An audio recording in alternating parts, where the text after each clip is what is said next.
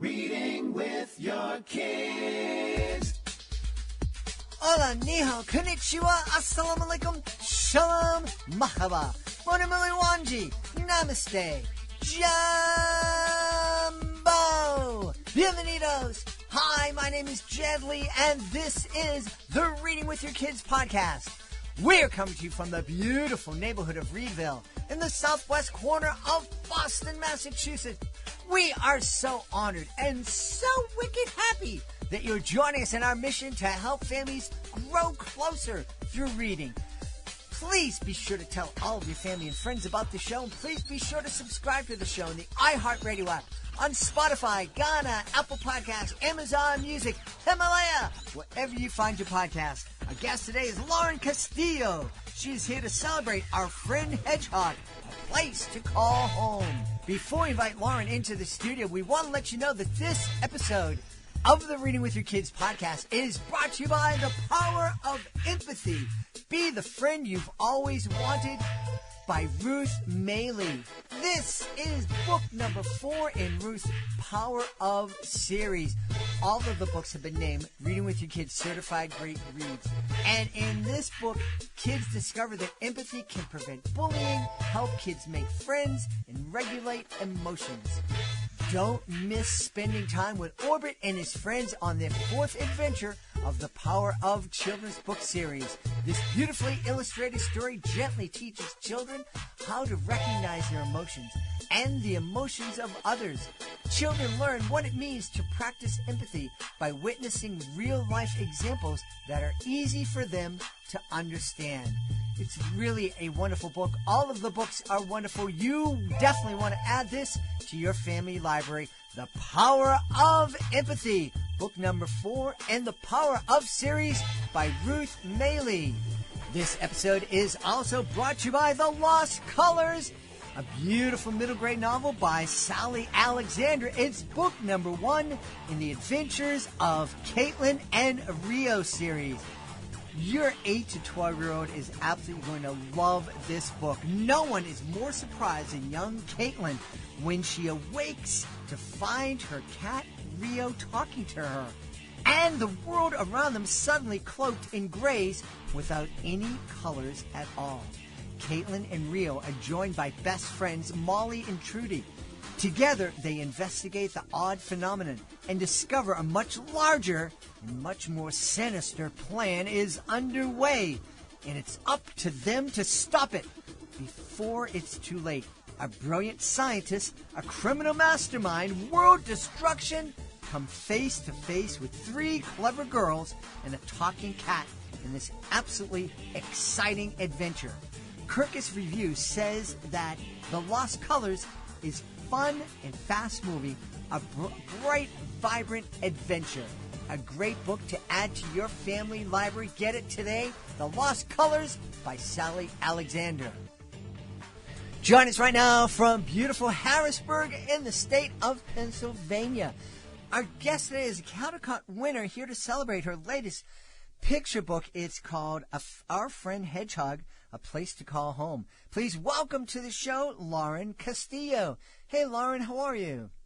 Hi, Jed. Great. How are you? Wonderful. I'm excited for you to tell us all about Our Friend Hedgehog. All right. Well, so Our Friend Hedgehog is now 2 books. A Place to Call Home is the 2nd book in the series. This is the first series I've ever been able to work on. I'm excited. It's also the first chapter book that I've written and illustrated.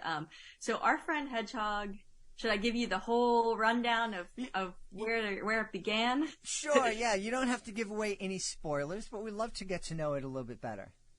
Okay. Well, I give a brief. So the first book is about friendship, and it's a story of Hedgehog and her best friend Muddy.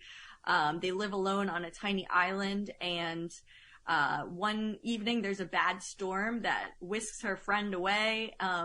And she's left all alone on the island, and she's forced out of her comfort zone to leave the island and go look for her best friend. And along the way, she ends up discovering all of these new friends. And it's definitely like the origin story of where these characters in the book, how they came to be friends. And it shows a bit of the land of Hedge Hollow.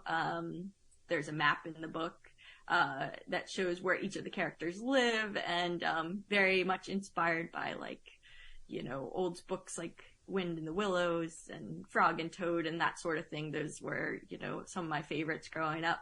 And the second book is the same cast of characters.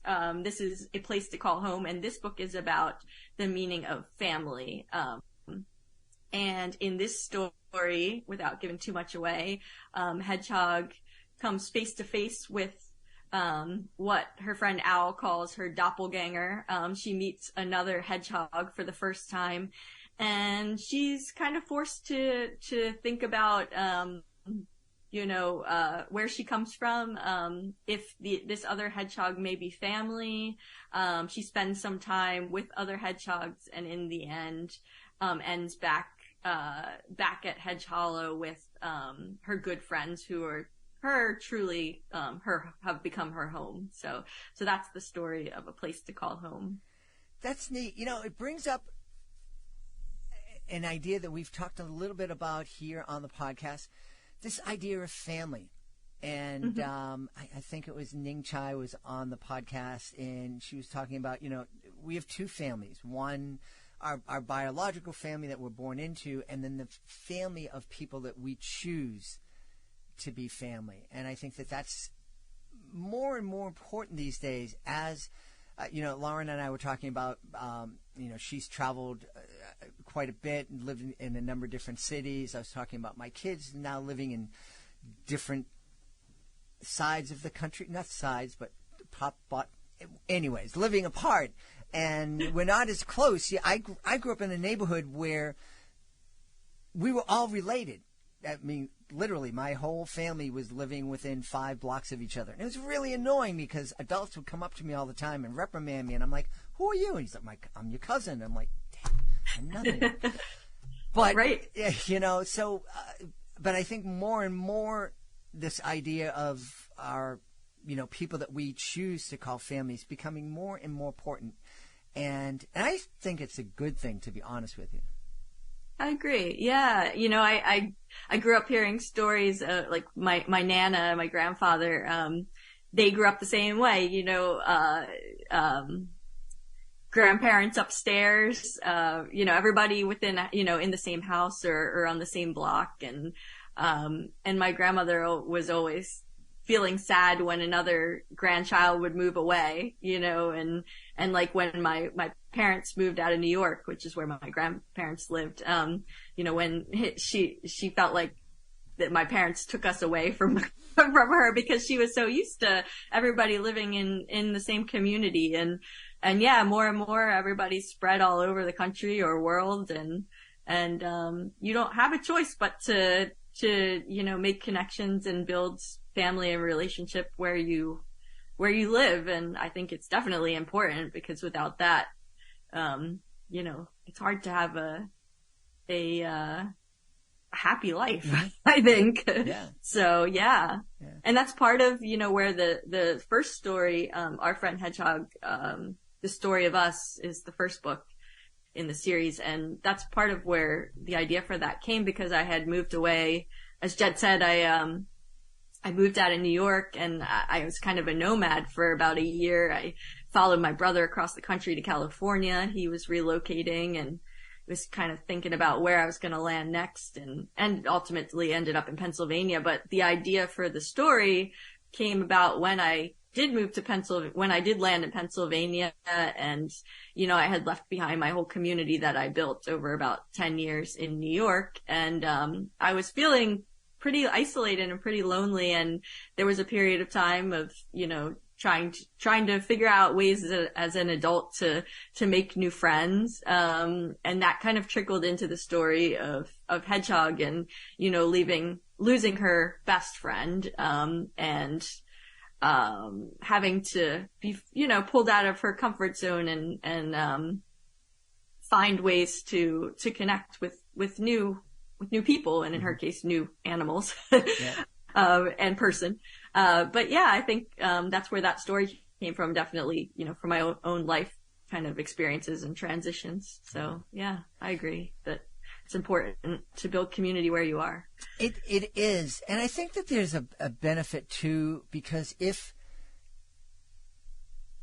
we can help our kids accept the fact that these people who don't look like us are family, it's going to be a lot easier, I think, for us for our kids to grow up thinking, okay, well, that person doesn't look like me, but we're still neighbors. We're still part of the same society, same kind. We might have different ideas, but we can still come together, get along, have a discussion about something we don't agree with without fighting with each other. Ooh, what a nice thing that would be. I agree. Yeah. Different perspectives, because often you're in a bit of a bubble when you're just in that, mindset of the family you grew up with. And then, that's why I always, make sure that I, get travel in and to experience other cultures and different types of people. And that's why I love living in cities. I'm in the midtown of my Harrisburg area, because I like diversity and I like to learn about different cultures, different ways of life, different, have that melting pot of food also. It's important to me. And I feel like the more people, are able to get out of, I know everybody's not, able to travel, per se, but there are other ways of doing that, of course, through books. But yeah, I think that's so important for growth, for human growth. Yeah.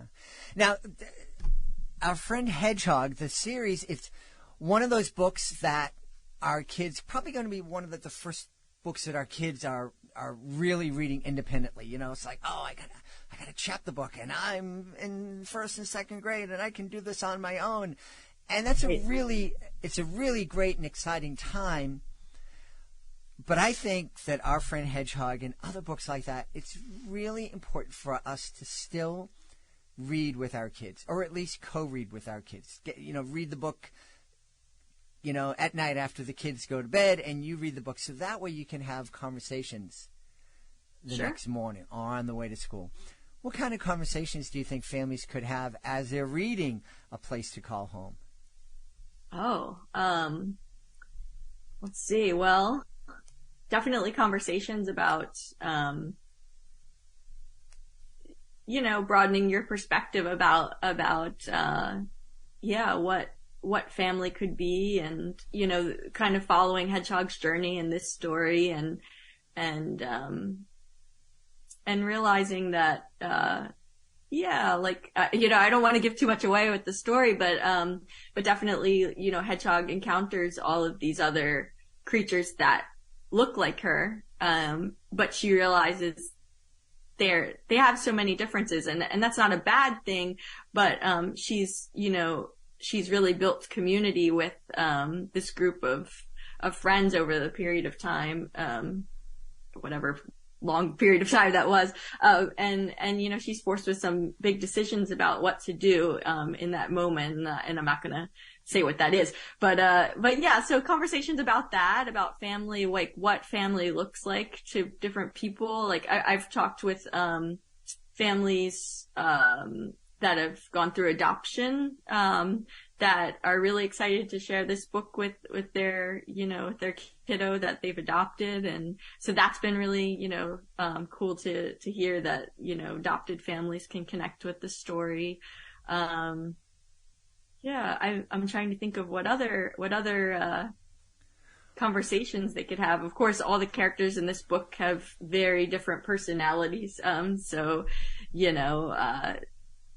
kind of, how friendships can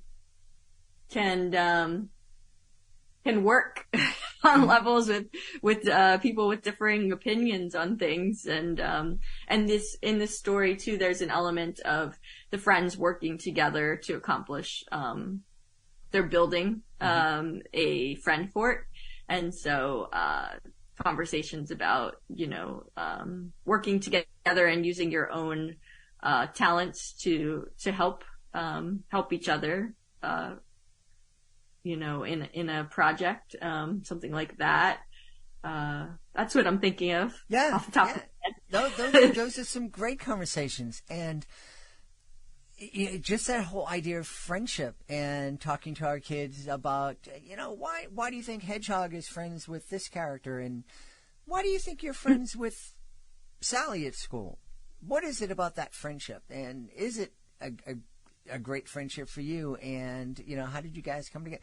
Just having conversations with our kids about what's going on in their lives. That's one of the neat things about books is, I learned, and thankfully somebody kind of gave me a heads up before my kids were born. They always said, if you ask your kids how was school, the only answer you're going to get is, okay. Anything going on today at school? Nope. You have to ask very specific questions. What went on at math today? What'd you have for lunch today? What'd you guys play at gym or recess today? I think reading with our kids is a great way to kind of deal with that. We don't have to grill our kids about their day, but as you're talking about the book and about Hedgehog and about Hedgehog's friends, hey, what did you and your friend Tommy do today? And, just kind of get into those conversations. I love that. Yeah. It's real important to do. These are key with kids, right? What's that? I said specific questions are key with kids if you don't want to get a vague answer. That's for sure. Absolutely. So you've been involved with either writing and or illustrating. I think I just counted 24 books on your website. It's about right. That's quite an accomplishment for somebody who's fairly young. How does that feel to have that kind of mountain of books to stand on right now? It feels good. I mean, it's always one book at a time. So, I sometimes forget, that I've been working in the field for as long as I have, but I went to graduate school for illustration. And that's how I ended up in New York City. And I went to School of Visual Arts and, I had a group of friends, in my program that were all interested in picture books, specifically illustrating picture books. And so we, at the time, this was 2003 to 2005 range. It was a time where you could do portfolio drop-offs, and, at publishing houses. For those who might not be too familiar, you would take your portfolio of artwork and actually drop it off, at the door of the publishing house at the front desk. And then the art directors would look at your artwork and it was a way, and if they liked your work, they would keep your promotional materials and then they may contact you to work on a project. Things are a little bit different these days, but that's how it was then. And so we really hit the ground running, in graduate school. So I did make some good connections and I started out illustrating books for other authors. And so that the first handful of projects were illustrated picture books by other authors. And I think my first book came out in 2007. So it has been some time and, it's just one project at a time. And then suddenly you look back and, it's over 10, 15 years. Yeah. And yeah, it feels great. I mean, this is the best job in the world if you ask me. So yeah, it's just, and I'm so grateful to be, writing my own stories, now as well. And specifically with the Hedgehog, chapter books, I'm excited because I was a kid who I loved picture books, but I had a harder time getting into chapter books and novels. And, I had a little bit of a difficult time, my reading level was a little lower, and it was really the pictures that I leaned on, to help me read the stories. And, I loved the chapter books that had more artwork in them, because it was an easier transition for me. So something that I thought about while I was making, Our Friend Hedgehog was, kind of bridging the gap between picture books and chapter books and having yes, there's a much longer story, but also,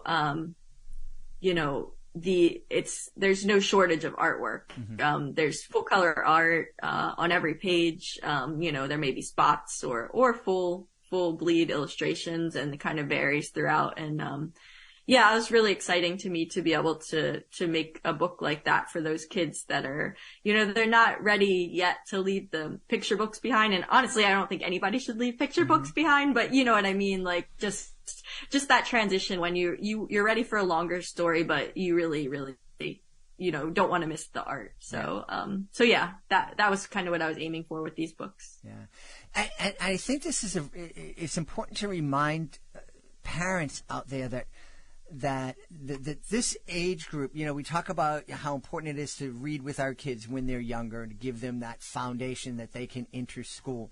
And, the kids who are read to every day for 20 minutes a day between birth and 6, they enter school with having heard over, I think it was 800,000 more words than their peers who aren't read to.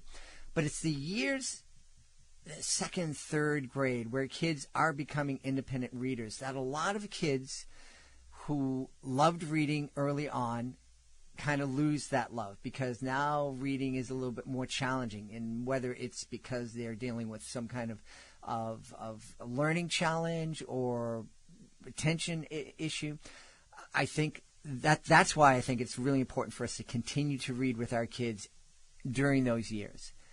When they're starting to read independently. I remember in second grade, my daughter's second grade teacher said, her reading is really improving. And I said, oh, that's fantastic. And she said, and you should read more with her. And I'm like, really? And I'm like, and I was excited because it was like something I was missing because she was reading independently. And she said, no, she needs the extra support and you need to do it. And so it was an excuse for me to keep reading to my daughter for another 3 or 4 or 5 years, and it was the best. Awesome. Yeah, it really was. Even today, I love to be read to, so I think it's great, and it brings people together, Yeah. So, yeah. And I even love when I'm reading a biography. I especially love the biographies that have all those photographs in the middle. Mm-hmm. Because so I still love picture books. It's just set up differently. Totally. Yeah. Absolutely. I 100% agree. So how did it feel to have your book become a Caldecott winner? Oh, well, so it wasn't a Caldecott winner, it was a Caldecott honor winner, but I'll take it. Okay. Very exciting, very shocked and surprised. This was, it was 2000, Nana in the City is a picture book that I wrote and illustrated, and that's the book that was a Caldecott honor winner in 2015. So I was still pretty early on in my career, and just complete shock, honestly. And I think what it meant in the end for me was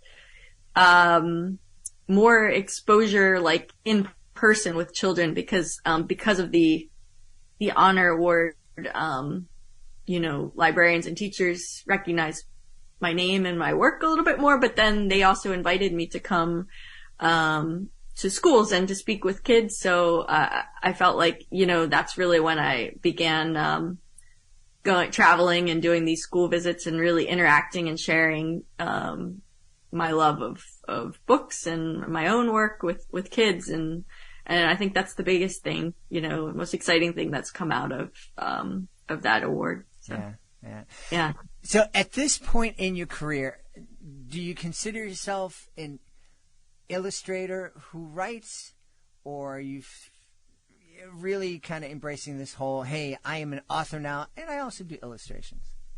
I think I would still say an illustrator who writes, just because I was, that was my first, that's what I went to college for, was art, and I started my career that way. So yeah, I mean, they go hand in hand, obviously, but I would say an illustrator who writes. Yeah. Cool. But I am with the chapter books, I feel like I've earned that author title for sure, because a lot of long hours there working on the chapter books. So. Yeah.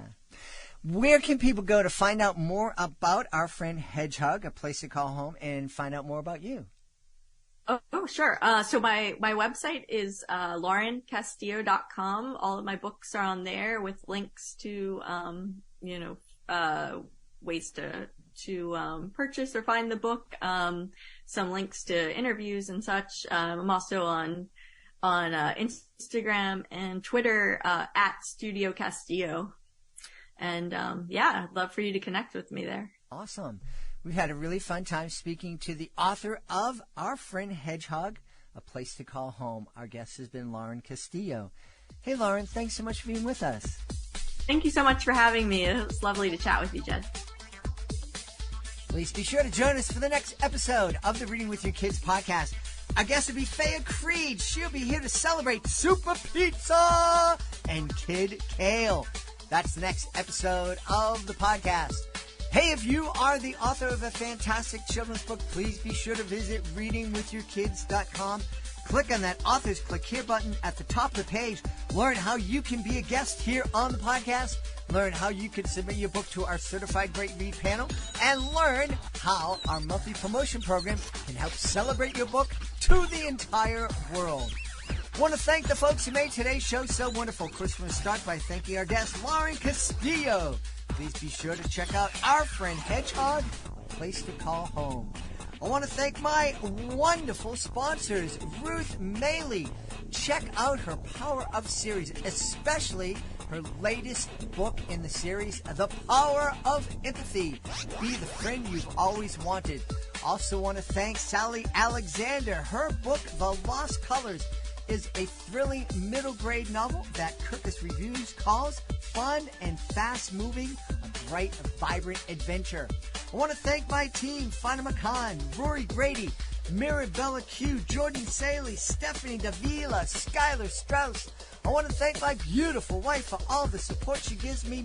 Most of all, we all want to thank you. Thank you so much for taking the time to join us today. And as always, thank you so very much for taking the time to make the world a better place by reading with your kids. I'll be looking for you in the next edition of the Reading with Your Kids podcast.